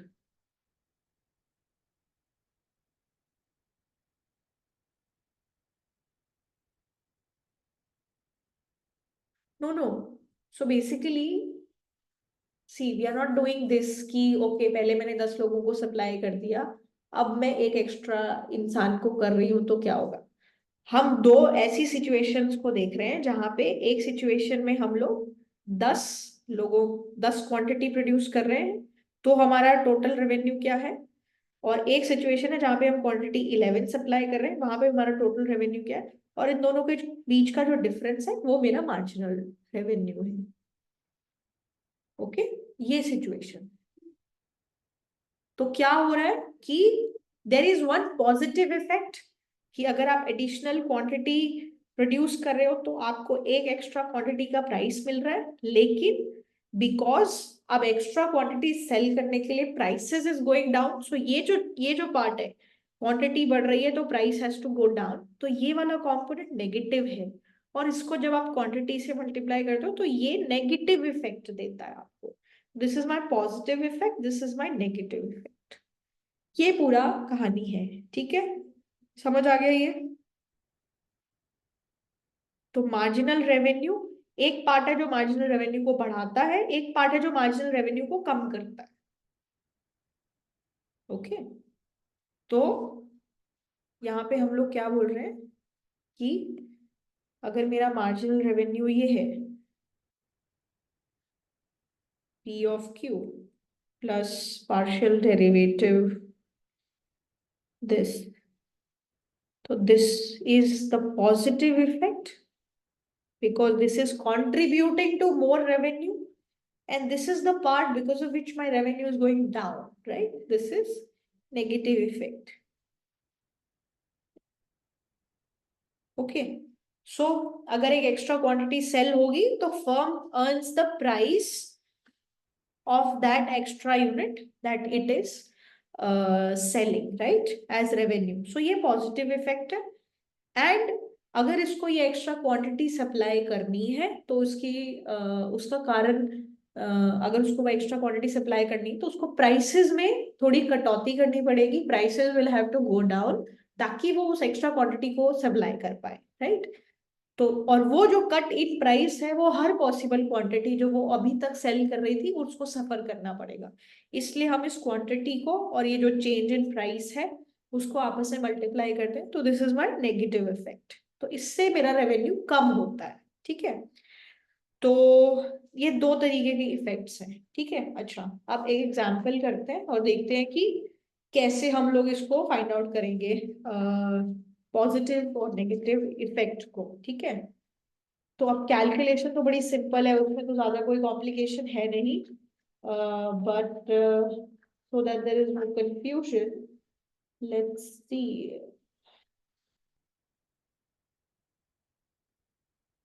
And do you guys agree that this is negative? And why do you think this is negative?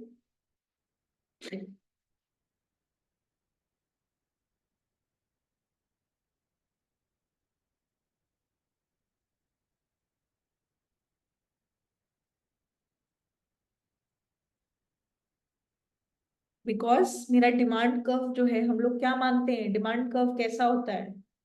Downward sloping, right. उसका मतलब क्या है कि अगर quantity बढ़ेगी तो price कम होगा, तो ये वाला जो कंपोनेंट है ये नेगेटिव होगा, राइट। इसीलिए इस पूरी चीज को नेगेटिव बोल रहे हैं और ये पॉजिटिव होता है। So this is contributing to the revenue and this is reducing the revenue, right. Fine, okay. So मान लो किसी ने आपको बोला कि my inverse demand function is given by this. P of Q is equals to 10 minus 3 of Q. And how do we conquer the net effect? Will it be ambiguous? हाँ, हो सकता है कि ये ओवरऑल मार्जिनल रेवेन्यू आपका negative भी हो सकता है, नो इश्यूज। हो सकता है कि एक्स्ट्रा क्वांटिटी जो आप सेल करो उससे जो आपको रेवेन्यू मिल रहा है वो बहुत कम हो as compare to the loss in revenue that you are facing. Yes, it can be positive also, it can be negative also. Yes, तो एक्चुअली आपके लिए प्रॉफिट मैक्सिमाइजिंग कहाँ है कि जो भी मार्जिनल रेवेन्यू है ना आपका, वो उसके बराबर आ जाए जितना आपका मार्जिनल खर्चा हो रहा है। अगर आपका मार्जिनल रेवेन्यू आपकी मार्जिनल कॉस्ट के बराबर आ जाता है देन यू स्टॉप। बिकॉज मान लो अगर मार्जिनल रेवेन्यू कम है मार्जिनल कॉस्ट से, तो आप क्या बोलोगे कि मैं वो एक्स्ट्रा यूनिट सेल करके जो पैसा कमा रही हूँ वो कम है और मेरा जो खर्चा और है वो ज्यादा है, तो मुझे प्रोडक्शन कम कर देनी चाहिए, राइट। और अगर मान लो आपका मार्जिनल रेवेन्यू ज्यादा है as compare to marginal cost, तो आप क्या बोलोगे कि अगर मैंने एक एक्स्ट्रा यूनिट सेल करी तो मेरे को जो पैसा घर में आएगा वो ज्यादा है और जो मेरे घर से पैसा जाएगा वो कम है। तो नेट इफेक्ट क्या है, मैं पैसा घर में लेके आ रही हूँ ज्यादा, तो मुझे प्रोडक्शन करनी चाहिए। और आप रुक कहाँ जाते हो? जहां पे ये दोनों बराबर हो जाते हैं, क्योंकि इससे ऊपर होगा तो आप बोलोगे कि और प्रोडक्शन करो। अगर मार्जिनल रेवेन्यू कम हो गया तो आप बोलोगे कि प्रोडक्शन घटाओ। और जहां पे ये दोनों बैलेंस हो गए आप बोलते हो कि okay this is the sweet balance, we should stop here only, right. This is what is happening. But yes, in general marginal revenue can be negative and positive. It's just that हमारी profit maximising condition क्या है, जहां पे marginal revenue और marginal cost same हो जाते हैं, ठीक है। Fine, is that okay? ठीक है, चलो। So okay, now let's do this positive and negative effect. तो ये आपका इनवर्स डिमांड फंक्शन है। तो अब इसके लिए आपको तीन चार चीजें बतानी है। First thing you have to tell is positive and negative effect on marginal revenue at quantity equals to 2। तो जब क्वांटिटी 2 है तब आपका पॉजिटिव इफेक्ट क्या होगा और नेगेटिव इफेक्ट क्या होगा वो आपको बताना है, ठीक है। तो क्या करेंगे? What should we do? Ma'am, will they decide to produce one extra unit? in advance and hence reduce the price? Or is it after selling 10 units that they decide to produce one extra unit?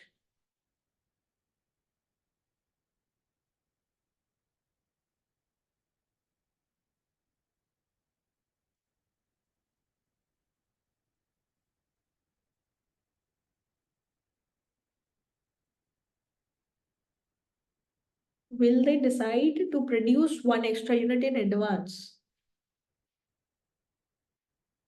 तो basically ये दो situation compare हो रही हैं कि आप एक इस सिचुएशन में थे और फिर आप सोच रहे हो कि ओके, एक एक्स्ट्रा क्वांटिटी अगर प्रोड्यूस करी जाए तो क्या होगा, but you are taking in to account this situation also कि ये 11 क्वांटिटी सप्लाई करने के लिए prices will have to go down. तो ये चीज मत सोचो कि ऑलरेडी 10 लोगों को तो मैंने सेल कर दिया, अब उनको कैसे प्राइस कम करके सेल करूं, उनको तो मैं पहले ही बेच चुकी हूँ। It's not like that. We are comparing this situation with this situation कि 10 क्वांटिटी थी, फिर यहाँ से एक एक्स्ट्रा अगर क्वांटिटी बनती है तो वो तभी पॉसिबल है जब प्राइसेस कम होंगे। और अगर प्राइसेस कम होंगे तो बेसिकली बाकी सारे लोगों से रेवेन्यू जो है कम आएगा, अगर वो इस सिचुएशन में सेल हो रहा होता। So they do the comparison at start, you can say that.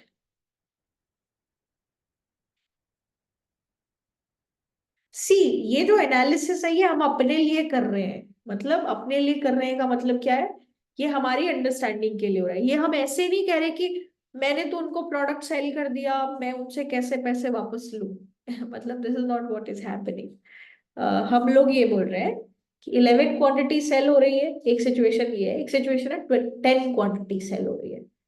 अब उसमें कैसे कैसे चीजें डिफरेंट है वो देख रहे हैं हम। तो 10 वाली सिचुएशन को 11 वाली सिचुएशन में जो एक्स्ट्रा चेंज इन रेवेन्यू आया उसको मार्जिनल रेवेन्यू बोल रहे हैं। ठीक है।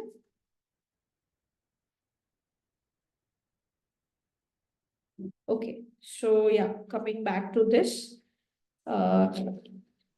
ओ गॉड या, सो हाँ जी, तो क्या करना था हमें, पॉजिटिव और negative effect. Then why do they sell 11 quantity when they have to bear loss ultimately? Okay, we are not saying that they are doing that. We are just trying to see what happens. हम इस चीज को समझने की कोशिश कर रहे हैं कि मार्जिनल रेवेन्यू क्या है। Guys, these are just numbers that I've taken. This is just as an example. This is not what is actually happening. I am just saying कि मैं किसी एक क्वांटिटी, मैं कोई एक क्वांटिटी प्रोड्यूस कर रही हूँ, अगर मैं इस क्वांटिटी से एक एक्स्ट्रा क्वांटिटी प्रोड्यूस करूंगी तो मुझे उस एक्स्ट्रा क्वांटिटी के लिए प्राइस मिलेगा। ठीक है। और अगर मैं वो एक्स्ट्रा क्वांटिटी प्रोड्यूस कर रही हूँ तो मेरे प्राइसेस को फॉल करना पड़ेगा, और वो फॉल इन प्राइस को क्वांटिटी से मल्टीप्लाई करेंगे, उससे मुझे पता चलेगा कि मेरा रेवेन्यू कितना कम हुआ है। And also to add to your point Avani, so Avani बोल रही है कि वाई डू दे सेल, वो 11 क्वांटिटी सप्लाई ही क्यों कर रहे हैं when they have to bear loss ultimately? How can you say it's loss? What if this price was 10 and what if this quantity was 5? So then you would be able to do that, na? You would want to do that, right? So only in the situation where this quantity is 2 and let's say this quantity is 5, only then you will say कि क्या मतलब है ये करने का। तो हाँ, आप ऐसी सिचुएशन में नहीं आगे बढ़ोगे, आप वो क्वांटिटी एक्चुअल में कभी सप्लाई नहीं करोगे जहां पे मार्जिनल रेवेन्यू नेगेटिव आ रहा है। तो मार्जिनल एडिशनल रेवेन्यू, अगर एडिशनल क्वांटिटी प्रोड्यूस करने से लॉस हो रहा है तो आप बोलोगे क्या फायदा, मत करो produce, which is actually what will happen also. ठीक है, तो ये सिर्फ एक एग्जाम्पल ले रहे हैं हम। ओके, चलो, तो हाँ जी, अब क्या करें फिर। पहले तो मार्जिनल रेवेन्यू निकालो। मार्जिनल रेवेन्यू क्या होगा, मार्जिनल रेवेन्यू कैसे निकालेंगे, प्राइस टाइम्स क्वांटिटी और उसका डेरिवेटिव, प्राइस टाइम्स क्वांटिटी। ठीक है। तो ये मेरा टोटल रेवेन्यू है और उसका डेरिवेटिव क्या होगा, बेसिकली दिस। तो ये एक्चुअली क्या था हमारा, P of Q plus Q times partial derivative of P with respect to Q. ये मेरा पॉजिटिव इफेक्ट था और ये मेरा नेगेटिव इफेक्ट था, है ना। Partial derivative of P with respect to Q कितना है यहाँ पे, -3, राइट। तो दिस इज -3 टाइम्स क्वांटिटी 2 पे निकालना है, तो क्यू की वैल्यू 2 हो गई। और ये प्राइस कितना है, when the quantity is 2 what is price, when the quantity is 2 price is 4, right. So this price is 4. So this is my positive effect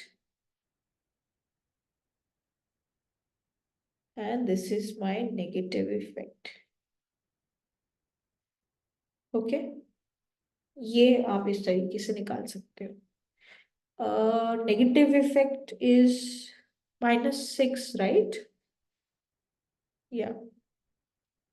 And positive negative effect is 6, positive effect is 2. ठीक है। So net मेरा marginal revenue जो है वो क्या है, -2। ठीक है, is that okay? तो एक्चुअली नेट क्या हो रहा है कि अगर आप क्वांटिटी 2 से क्वांटिटी 3 पे जाओगे तो आपका रेवेन्यू कम हो रहा है 2 units. Okay, is that all right, fine. वहां तक क्लियर हो गया।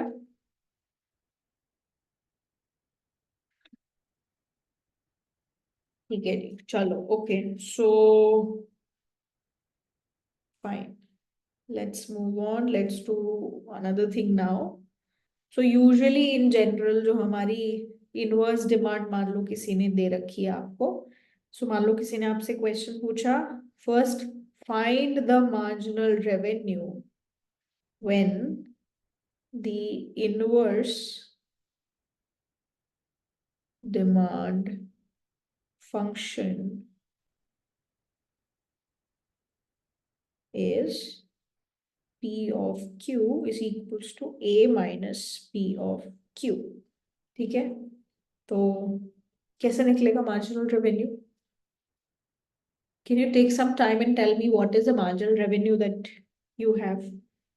Marginal revenue निकाल के बताओ क्या आएगा इस केस में।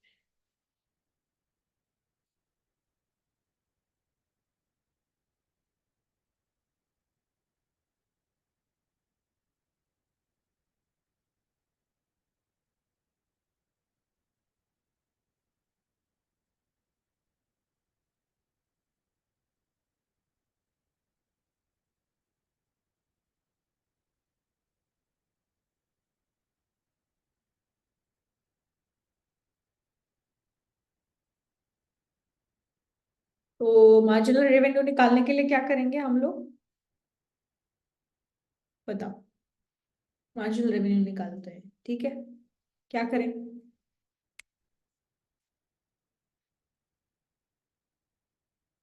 सिंपल, कुछ रटने की जरूरत नहीं, perfect, very nice. A minus 2BQ, that's what you are going to get. ठीक है, जैसे आपको कंफर्टेबल लगे, अगर आपको ये फॉर्मूला याद होता है तो आप याद कर सकते हो, but I am not a very big believer in remembering the formulas.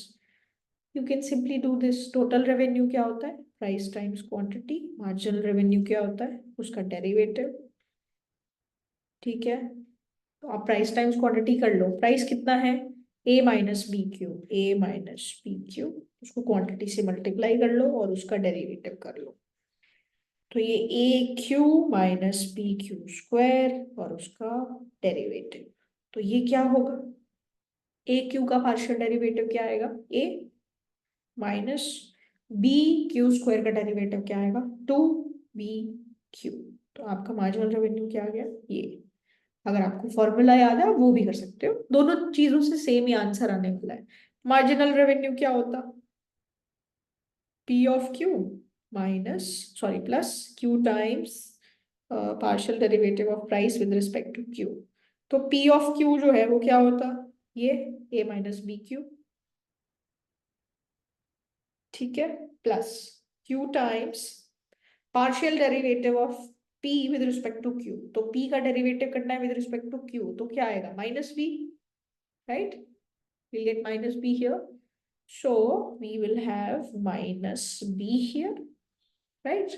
तो अब देख लो फिर क्या होता है यहाँ पे, ये हो गया मार्जिनल रेवेन्यू, तो ये हो गया A minus B Q minus B Q, तो ये दो बार हो गया, तो A माइनस 2BQ, दोनों से सेम ही आंसर आने वाला है, ठीक है।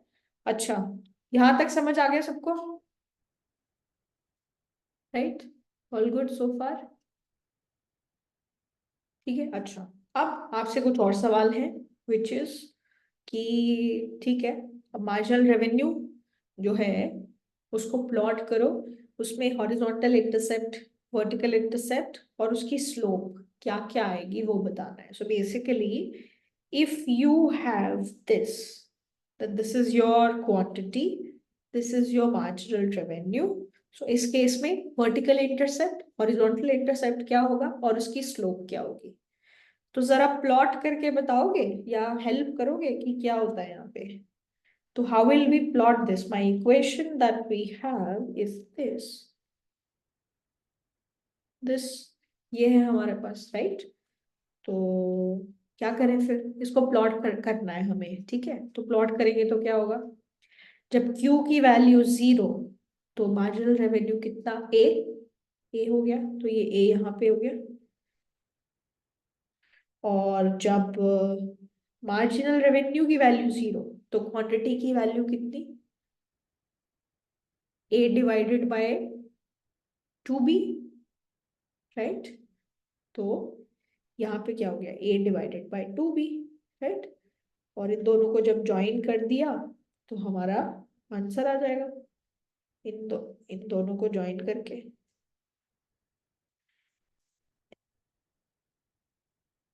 ठीक है। और इसकी स्लोप क्या होगी,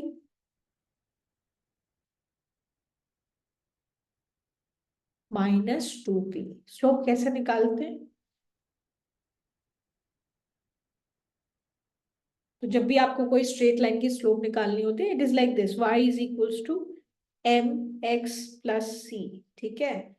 तो ये जो भी आपका x एक्सिस पे लिखा होता है, उसका जो कोएफिशिएंट होता है वो आपकी स्लोप होती है। x एक्सिस पे क्या लिखा हुआ है, q, ये क्या है, y is equals to, this is your c and then this is your m and this is your x। तो जो कोएफिशिएंट था वो -2b था, तो मेरा स्लोप क्या हो गया, -2b, ठीक है। मेरा वर्टिकल इंटरसेप्ट कितना, a, और मेरा हॉरिजॉन्टल इंटरसेप्ट कितना, a डिवाइडेड बाय 2b, ठीक है। Is that all right, so far so good, ठीक है, परफेक्ट, वेरी नाइस। अच्छा, इसी ग्राफ में अगर मेरे को डिमांड प्लॉट करनी हो तो,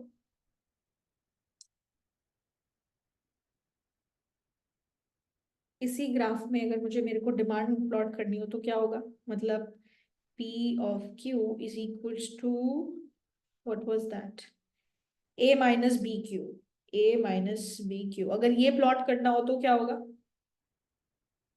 इसी ग्राफ में प्लॉट करके बताना है, तो क्या होगा, जब Q की वैल्यू 0, तो P की वैल्यू कितनी, A, तो ये तो पॉइंट सेम हो गया। और जब P की वैल्यू 0, तो Q की वैल्यू कितनी, A divided by B, right? तो A divided by B, is that bigger और स्मॉलर देन दिस, कौन सा बड़ा, A बाय B या A by 2B, A by B is bigger, so it'll, let's say it is somewhere here, then I can join these two, right? And this is going to be my demand, okay? ये मेरा demand हो गया, demand curve, okay, fine, यहाँ तक clear है?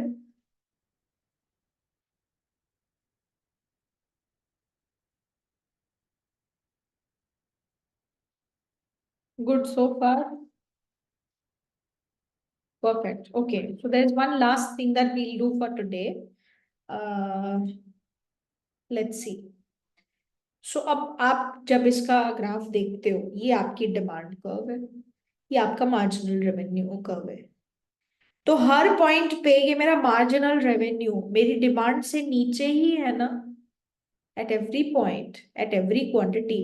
Marginal revenue ये, demand ये, मतलब डिमांड के लिए प्राइस ये, मार्जिनल रेवेन्यू ये, प्राइस ये, मार्जिनल रेवेन्यू ये, प्राइस ये। So at every point the marginal revenue is smaller than the price, right? है कि नहीं? तो मेरा फर्स्ट पॉइंट जो है वो क्या है कि the marginal revenue it lies below the inverse demand curve,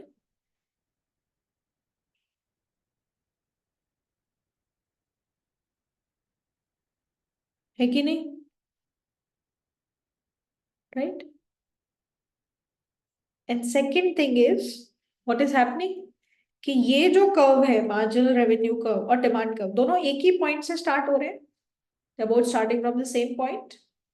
So what am I saying? That marginal revenue and the inverse demand curve, they are both they originate from the same point,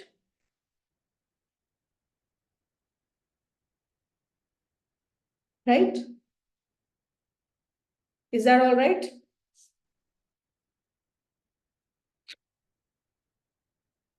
ये दोनों चीजें हम देख रहे हैं इस graph से, है ना? तो ऐसा क्यों हो रहा है? अगर इसको मैं मैथमेटिक ग्राफिकली हमने देख लिया, खुद हमने ही बनाया है ये ग्राफ, तो क्या करें फिर, कैसे शो करें मैथमेटिकली, अगर मान लो मुझे शो करना है तो अगर मान लो मैं बता दूं कि चाहे कोई भी क्वांटिटी हो, मान लो ये क्वांटिटी है, उसमें मार्जिनल रेवेन्यू हमेशा लेस देन इक्वल टू होगा जो प्राइस होगा उस क्वांटिटी से, तो क्या ये चीज प्रूव हो जाएगी कि मेरा मार्जिनल रेवेन्यू कर्व हमेशा मेरे डिमांड कर्व से नीचे ही रहेगा? So what am I trying to say? That to prove first point, if I'm saying that if marginal revenue at any quantity is less than equal to the price at that quantity, that kind of shows that this is happening, right? है कि नहीं? है ना? कि भाई कोई भी quantity ले लो, उस पे ये मार्जिनल रेवेन्यू है, और ये जो डिमांड कर्व है ये क्या देगा, इसमें मुझे प्राइस ही तो देगा ना, है कि नहीं? तो अगर मैं ये शो कर दूं कि भाई ये हमेशा सही है, तो इसका मतलब यही है कि मार्जिनल रेवेन्यू हमेशा इनवर्स डिमांड कर्व से नीचे ही रहेगा। तो मेरे को पता है कि मेरा मार्जिनल रेवेन्यू क्या होता है, P of Q plus Q times partial derivative of P with respect to Q, right? और ये वाली क्वांटिटी जो है हमें पता है कि ये नेगेटिव है,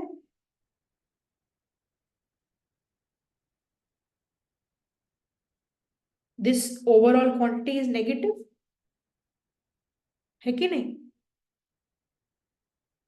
तो अगर ये चीज नेगेटिव है तो ये ओवरऑल क्वांटिटी इससे तो छोटी ही होगी ना, क्योंकि प्राइस में से कुछ सब्ट्रैक्ट हो रहा है, तो ये ओवरऑल क्वांटिटी प्राइस से छोटी होनी चाहिए, राइट? है कि नहीं?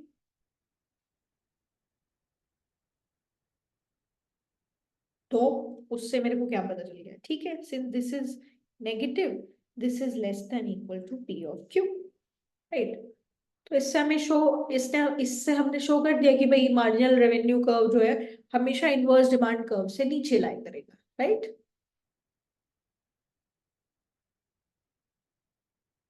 Fine, because of this,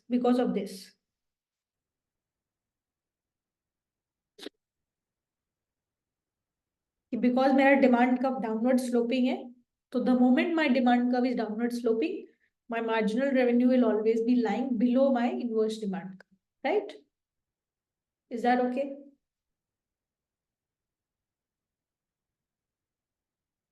So far so good.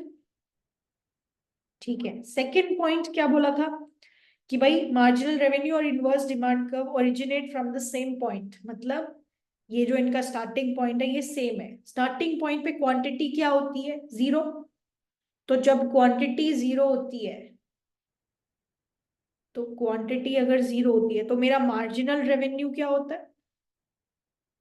Quantity अगर 0 हो गई तो मेरा मार्जिनल रेवेन्यू मेरे प्राइस के बराबर ही होगा। मेरा मार्जिनल रेवेन्यू क्या होता है?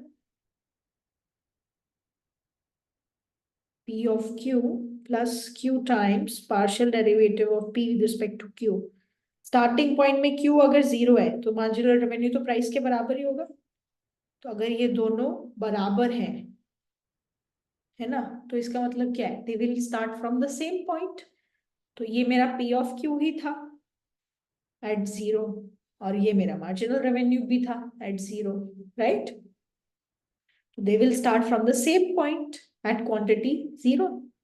So that means they should originate from the same point, right?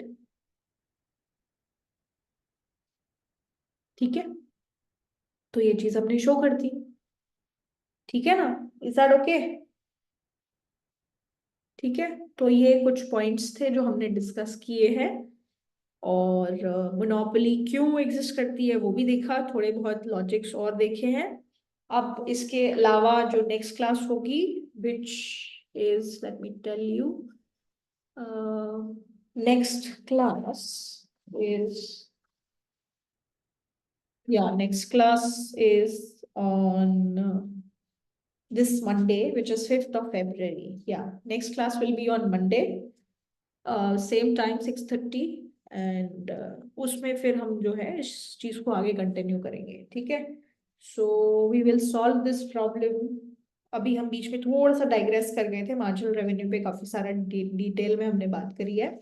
तो मोनोपोलिस्ट की क्या प्रॉब्लम होती है, वो कैसे उसको सॉल्व करता है, what are some other kind of things, Lerner's index, elasticity pricing, all these things. ठीक है, so we'll deep dive into that in the next class.